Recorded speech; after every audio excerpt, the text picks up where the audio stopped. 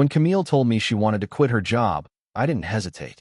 She had spent 6 years working in a corporate HR department where she was constantly overlooked, underpaid, and, as she put it, wilting. She wasn't being dramatic. I could see it in her face, how her light dimmed every time Sunday night rolled around, how she smiled less, how she stopped painting and reading. So when she said she wanted to build something of her own, a coaching service for women, focused on confidence and clarity, I said, let's do it. We had savings. I had a stable job doing risk analytics for a logistics firm. I could carry us for a while. We made a plan. I helped her draft her business outline, refine her pitch, build her website. I handled the LLC paperwork, set up the tax structure, even did her early client invoicing under a separate email address so she could focus on content. The plan was for me to stay in the background, just support. She called me her quiet engine. I liked that. It felt right. At first, it was slow.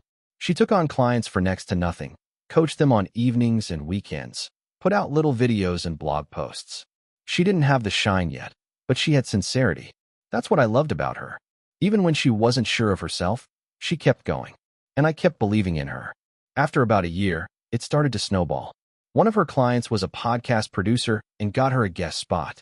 That interview turned into 3 more. Then came the panel invites, the brand partnerships, the collaborations. She rebranded herself as Camille Claire, her middle name, dropped our last name publicly, said it was for clarity and flow. I didn't mind. I wasn't trying to be visible. This was her thing. I stayed where I'd always been. Behind her, cheering her on, tightening bolts when things rattled, making sure the scaffolding held. When she got her first 5-figure speaking gig, I was the one who reviewed the contract. When she got overwhelmed by the taxes, I met with the accountant. When she needed her home studio soundproofed, I installed the panels and ran cables through the wall myself. I invested almost $80,000 over 3 years. Never took a dime back. Never asked for control. She told everyone she was self-made. I smiled and stayed quiet. Not because I was a doormat, but because I believed in the story we were building. I thought we were in this together. Things shifted the day she met Julian Kessler. He was a brand strategist, expensive, well-connected, the type who wore linen suits in winter and got away with it. Camille met him at a women's entrepreneurship retreat in Sedona, where he was one of the keynote speakers. She came back glowing, energized, full of new ideas. She said Julian had seen her, that he understood where she was going. She said he'd offered to help her scale, build a personal narrative that resonated emotionally. I didn't like the guy, but I kept it to myself. I told myself it was jealousy, that I was being possessive, so I bit my tongue. I helped her draft a contract for his services, read the fine print. It was steep, $9, $500 a month for 6 months, but she said it was worth it. This is the leap, she said. This is where I go from coaching to movement. Julian started showing up a lot. On Zoom calls, at strategy dinners, eventually at our house. I found his tone patronizing. He'd call me man behind the curtain and wink like we shared some inside joke. Camille laughed harder than necessary. She started changing how she talked in interviews. Phrases like, after leaving a suffocating relationship and finding my voice in the shadow of control. At first, I assumed she was talking about her old corporate job. But then came the feature article in a women's leadership magazine.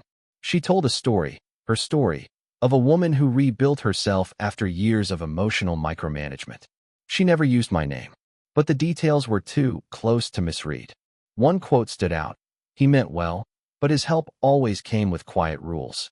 I felt like a guest in my own life. I stared at the article for a long time. I thought maybe it was Julian's influence. Maybe she didn't mean it that way, but she said nothing to me. No warning, no explanation, just a post on her Instagram, thanking the magazine for telling the truth with nuance. I didn't confront her. I observed. I backed up old texts, screenshotted our message history, saved financial records.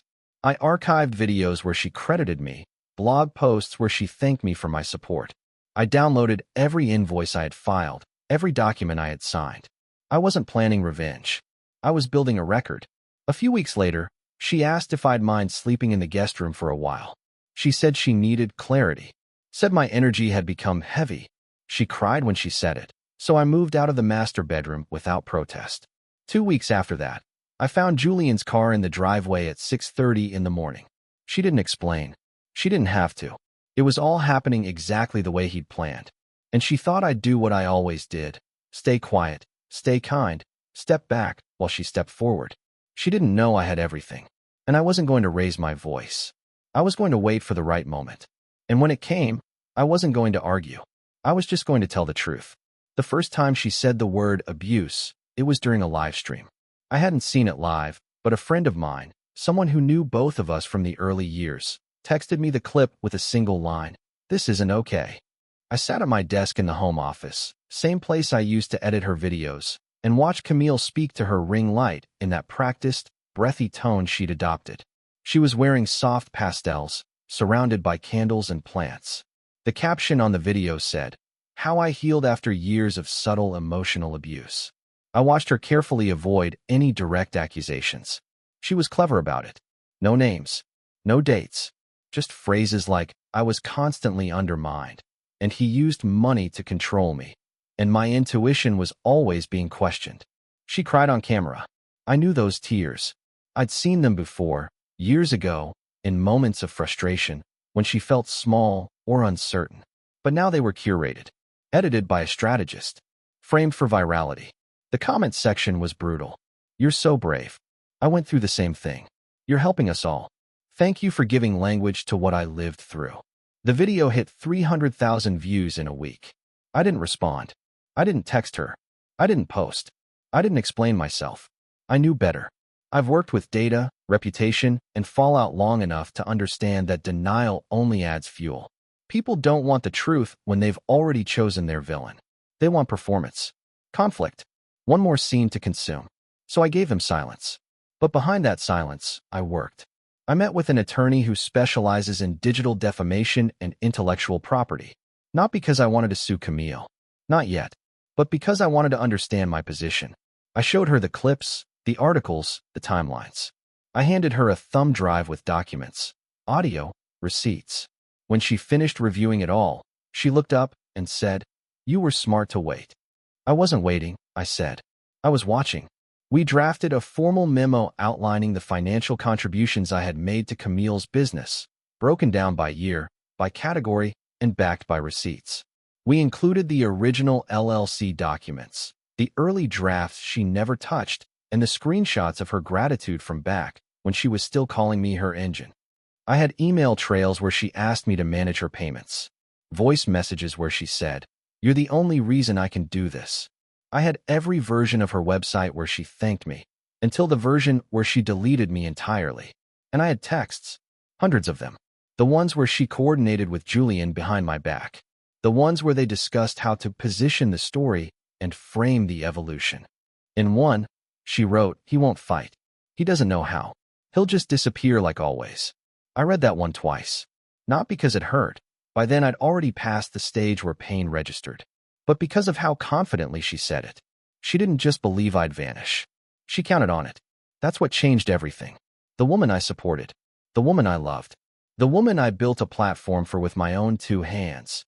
Had built her new self on the assumption that I was too quiet, too soft, too decent to respond. She was right about one thing. I wasn't going to fight her. I was going to end her story. With facts. The next week, Julian reached out to me directly. His message was slick, polite, wrapped in the kind of language that tries to sound like de-escalation, but is actually veiled threat. "Dean, I think we both know Camille's narrative is her truth. You had your chance to be part of the movement, and you chose to stay behind. If you start making noise now, it won't end well, for anyone." I didn't respond. I forwarded it to my attorney. We added it to the file. Camille, meanwhile, was everywhere. A feature in a major online publication. Another podcast. An upcoming panel titled "Women Who Chose Themselves." I listened to her tell the same story again and again, changing little pieces each time, sharpening the narrative. She started saying things like, "He never hit me, but control doesn't need fists." People nodded, applauded, donated to her new Patreon. She launched a workbook called Unclaimed Space and made $30,000 in pre-orders. I watched all of it from the house we used to share. The same walls I painted. The desk I built for her. The ring light still in the corner of the guest room. Mine. Bought on my credit card. The story she was telling had started in this house. But she was selling it like she escaped from a prison. One night, Jordan, A mutual friend who hadn't picked sides yet called me. "You okay?" he asked. "I'm patient," I said. "She's starting to believe it, man. Like her own version. Like she really thinks you were the problem." "She doesn't believe it," I said. "She just rehearsed it so many times it got easier." "You gonna say anything?" "Not yet." He was quiet for a second. "When you do, let me know. I want front row." I smiled. "You'll be there." The next day, I printed everything. Hard copies. I made 5 packets. Each one numbered, organized, tabbed, bound. One went to my lawyer. One to a journalist I trusted. One to the foundation that had just partnered with Camille for her upcoming event. One to the investor platform where she was about to launch a healing retreat fundraiser. And the last one? That one stayed in my drawer. For her. Not to send. Not to threaten. Just to know that if she ever forgot, I still had the whole thing, start to finish. She had the followers. But I had the facts. And the facts don't blink. I didn't make an announcement. There was no grand reveal, no call-out post, no counter video with sad music and a trembling voice. I sent 4 envelopes. That was it. 4 manila folders, each delivered by courier with signature confirmation. I didn't include a return address. Just the facts. Packet 1 went to a nonprofit women's foundation in New York that had recently announced Camille as their keynote speaker. Packet 2 to a journalist I'd known for years, someone who once helped Camille promote her early workshops, someone who had a low tolerance for performative feminism. Packet 3 to a podcast network that was considering signing Camille for a branded series. And Packet 4 to a consulting agency where Julian Kessler's wife worked as a PR executive. Yes, his wife. Each packet was the same. Chronologically ordered receipts, screenshots, emails, text messages. A flash drive with audio files, unfiltered, unedited. PDFs of tax filings. Contracts I'd helped draft. Notes where Camille thanked me by name. Page after page of her expressing gratitude, dependence, need. And then, the shift, documents and messages showing how she'd rewritten me, reshaped our shared history into a solo myth. I didn't include commentary. No cover letter. No emotional flourish. I didn't need to. The timeline spoke for itself. 2 days later, the first email came. It was from the foundation. Polite. Formal. They were re-evaluating Camille's involvement. Thanked me for the information. Said they were committed to integrity and full transparency. Camille must have felt it immediately. Her Instagram went dark for 48 hours. No stories, no posts, no live streams. The silence was louder than anything she'd ever said. When she finally resurfaced, her tone was clipped, her makeup sharper. She spoke in terms like misinformation and mischaracterization. She didn't address me directly. Instead, she posted a quote card that read, "A lie can travel halfway around the world before the truth gets its shoes on." The irony almost made me laugh. Julian, ever the strategist, tried to tighten the ranks. He published a short essay on Medium about protecting female narratives from patriarchal revisionism. It was the kind of academic nonsense that only works when no one's checked the source. But now, people were checking. The journalist I'd sent the file to called me. We talked for an hour. She was calm, methodical, angry. She said she did it all alone, she said. That you were in the way. She believed that, I said. Or at least, she wanted it to be true. "I think I'll write something," she said. "Not a hit piece. Just balance. Do what you think is right," I told her. "I'm not trying to bury her. I just want the story to stop being a lie." That weekend, the podcast deal collapsed. One of the producers posted vaguely about due diligence and ethical vetting. Camille pretended nothing was wrong. She posted throwbacks, talked about her morning smoothies, dropped affiliate links. But you could see the panic in the captions. Shorter, colder, tighter. The comments began to change. A few women, brave ones, asked gentle questions. "Is this about that article from 2019? I thought your husband helped you." Another wrote, "Didn't you co-found with him? I remember the old videos." Camille didn't respond. Just deleted. Blocked. I waited. Julian reached out again. This time voice call. I didn't pick up. He left a message. "Dean, you're not helping anyone with this. You're hurting her brand, her mission. You don't want to look bitter. You don't want to be that guy." I saved the message. Sent it to my lawyer. No response necessary. On Tuesday, I got a message from a woman named Ellen. She worked in HR at the consulting agency where Julian's wife was VP. She didn't say much. Just, Thank you for the information. It was illuminating. That same day, Julian made his Instagram private. A few days later, his name was quietly removed from Camille's site footer. Camille texted me late that night. No greeting. No punctuation. You think you're noble. You're just fragile. I stared at the screen for a long time. Then I typed one word, understood, and turned off my phone. The next morning, I went to the garage and opened the old box with her original notebooks, the spiral-bound ones she filled in the early days with dreams and diagrams. I found the first draft of her manifesto in my handwriting with her annotations. I didn't plan to release it. I just wanted to remember, to remind myself what we had really built and how it had decayed. That weekend, she lost the foundation deal officially. The event page removed her name. Sponsors pulled out. Her Patreon dropped by a third. Still, she posted a smiling photo of herself in a sun hat with the caption, "We rise." Always. But the comments were different now. Less cheering. More questions. Some sarcastic. Some hurt. One said, "You used to feel real. Now it's like you're playing a character." She didn't reply, but I noticed she'd started following motivational speakers with names like Rebuilding after Betrayal. Julian vanished entirely. The house was still technically ours, but she hadn't been back in months. I didn't throw out her things. I didn't erase her presence. I just paused her, put her books in boxes, folded her clothes. I wasn't angry anymore. Just done. Then, one morning, I got a call from Camille's manager. "I don't know what you're trying to do," she said, "but it's working." She's hemorrhaging. "What do you want?" "I don't want anything," I said. "Come on. Everyone wants something." "Then maybe I'm not everyone." Pause. "She's scared." "She should be. You're not who she said you were." "No," I said. "I'm not." She hung up. That night, Camille went live again. No filters. No lighting. Just her in a hoodie, messy hair, eyes swollen. She didn't apologize. But she also didn't lie. She said, "Sometimes we rewrite stories because the truth feels small. And sometimes the people we erase are the ones who gave us everything." It was the closest she'd ever come to saying my name. I didn't watch the whole video. I didn't need to. The storm had already passed. And the silence it left behind was honest. She showed up unannounced. A Saturday afternoon, late spring, sunlight spilling across the front lawn in perfect symmetry. I was outside trimming the hedges when I saw her car pull up, same old silver hybrid, the one I'd helped her buy 3 years ago after she outgrew her starter sedan. She stepped out slow, like someone trying to gauge the temperature of a place they no longer belonged in. I didn't move, just stood there, hedge clippers in hand, watching her close the car door and walk toward me. She looked different, not in a dramatic way, just quieter. Her hair was pulled back, no makeup, oversized hoodie, old jeans. I realized it was one of mine, the gray one from college. She always said it was the softest. "Hey," she said. Her voice didn't carry the same shine it used to. "You got a second?" I clipped one more branch and set the shears down.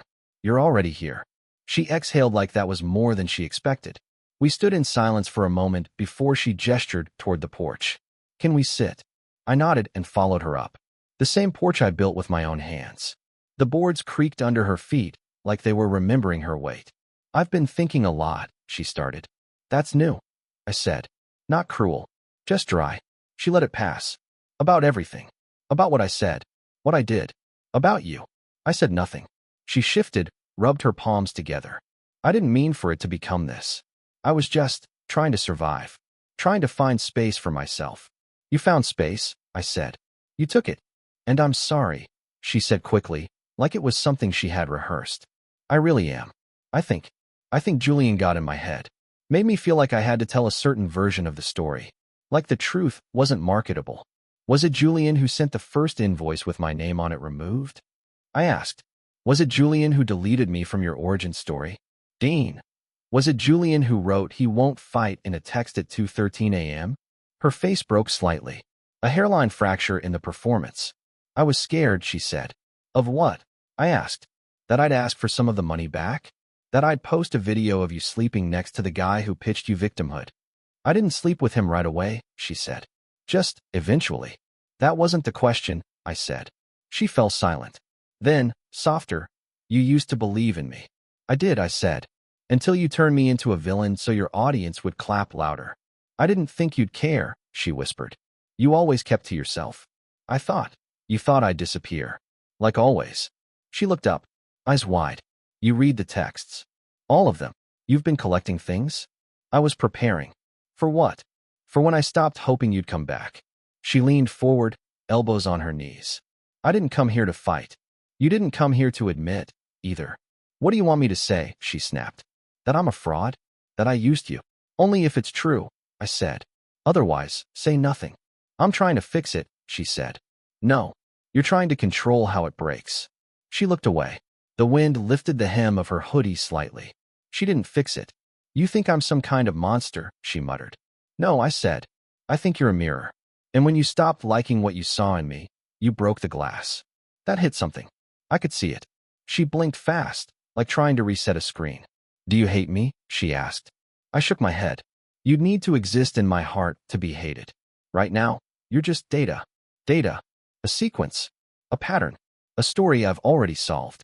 She stood up, took a few steps down the porch, then turned back. I lost everything, Dean. You traded it, I corrected. You were holding loyalty and love. You swapped them for applause and algorithm. That was your choice. I thought you'd understand, she said. I thought you, of all people, would get it.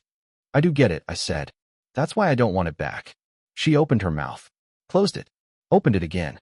I just wanted to be seen. I saw you, before anyone else did. I saw the whole thing. And now your noise. She flinched, then nodded slowly. You're good with words. I forgot that. No, I said. You remembered. That's why you came. She looked like she wanted to say something else. But she didn't. She just turned and walked to her car, started it, and pulled away without another glance. I watched her go, not out of sadness, but because it was the last performance I was ever going to attend. And this time, I didn't clap. I didn't tell anyone that she came by. There was no satisfaction in it, no desire to brag or broadcast. It wasn't a win. It was a closing scene. Camille's visit confirmed something I'd already accepted, that she didn't come to apologize. She came to measure the damage, to see if I was still willing to be quiet. But quiet doesn't mean compliant. And silence, when used properly, can be the loudest answer in the room. The journalist's article went live the following week. It wasn't a takedown. No venom. Just a cold, factual reconstruction of the real story behind Camille's brand. It focused on dates, quotes, archived versions of her website, financial records, early business filings, most of them in my name or signed by both of us. It walked through the evolution of her liberated woman persona and contrasted it against the receipts. The piece didn't call her a liar. It didn't need to. It just told the truth. And the truth was enough. Her followers began to fracture. Not all of them. There are always loyalists who cling to the myth, no matter what. But enough to change the current. Comments started shifting. Not angry. Not mocking.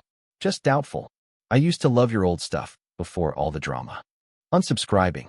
This isn't empowering anymore. Feels like you sold us a story, not yourself.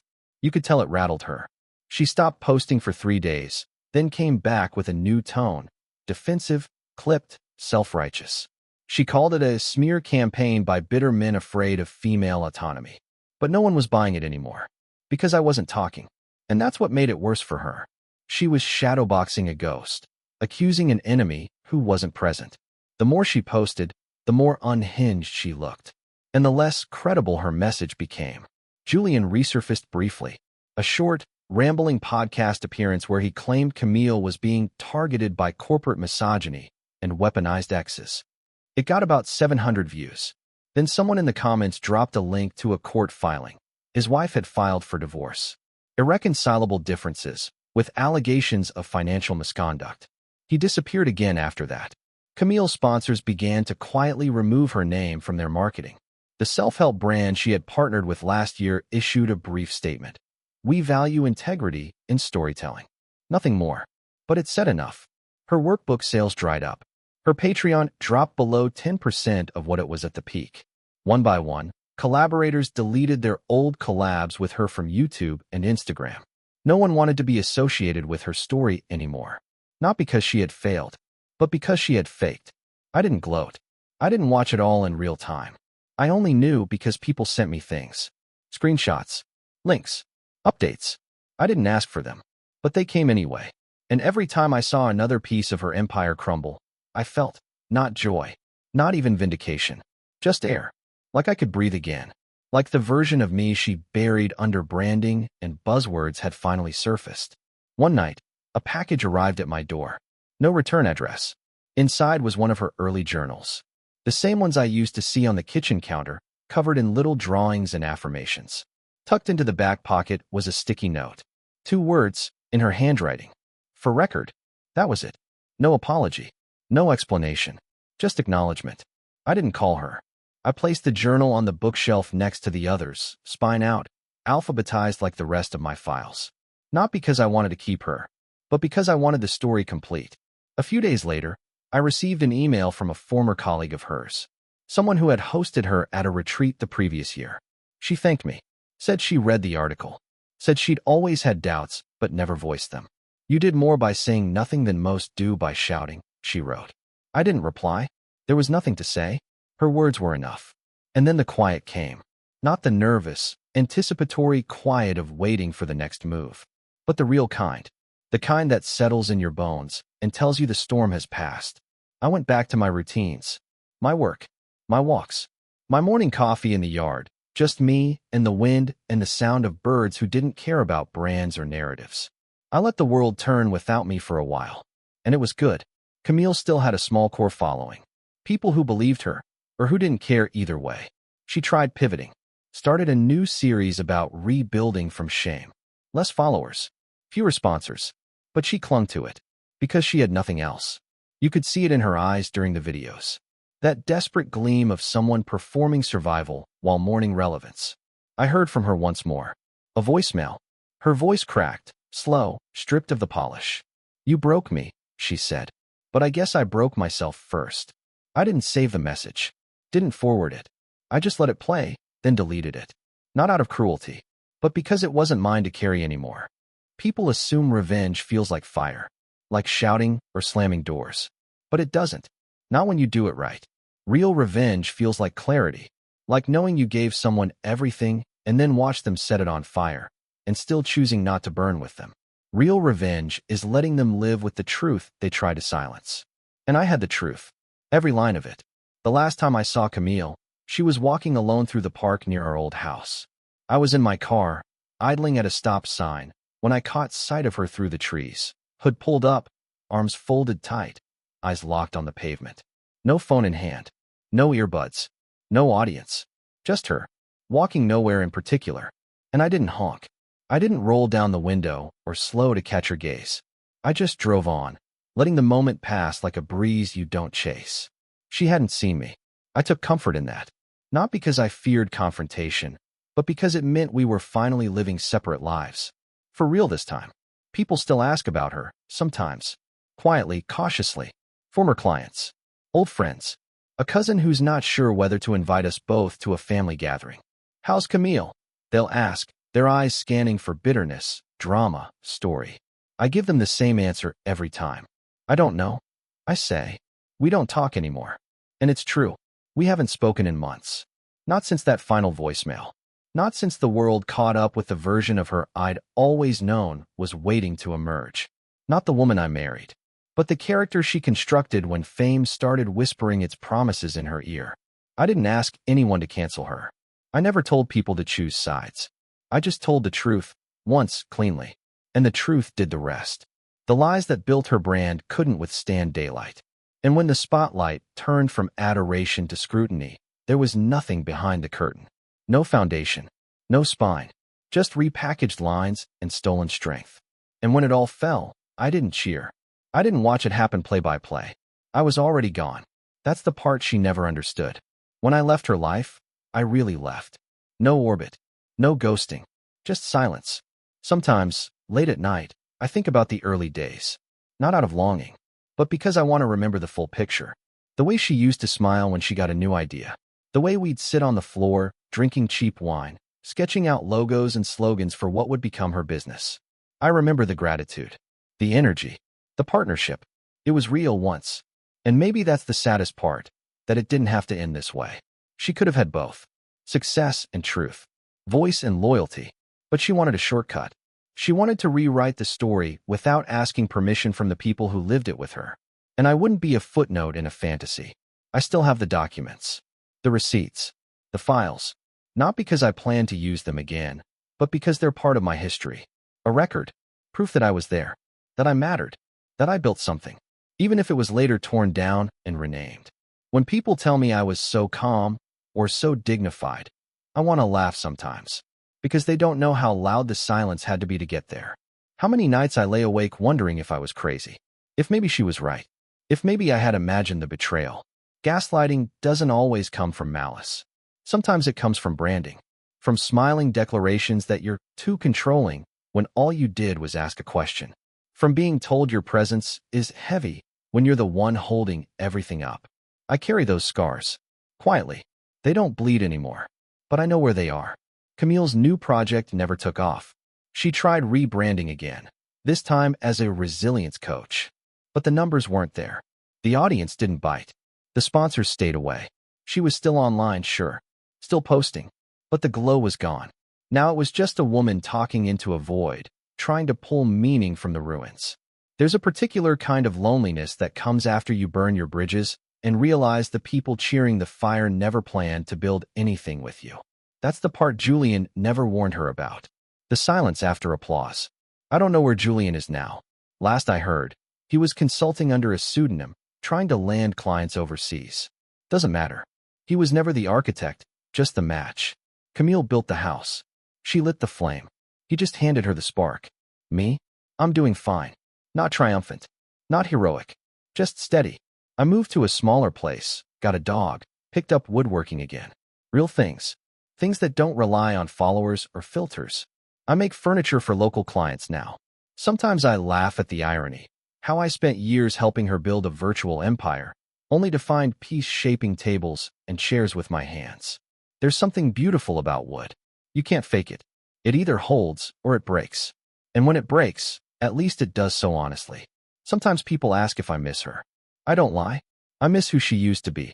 I say, before the audience. And that's the truth. I loved a woman who loved being real. And she became a woman who loved being watched. And I can't love a mirror more than what's reflected in it. In the end, she didn't lose because I exposed her. She lost because she forgot what was real. And once you lose truth, no amount of branding can bring it back. I never posted a follow-up. Never released a statement. Never spoke her name in interviews or tried to set the record straight. I didn't have to. The truth was already out there. And unlike stories, the truth doesn't need updates. It just needs time. And when that time comes, it always wins.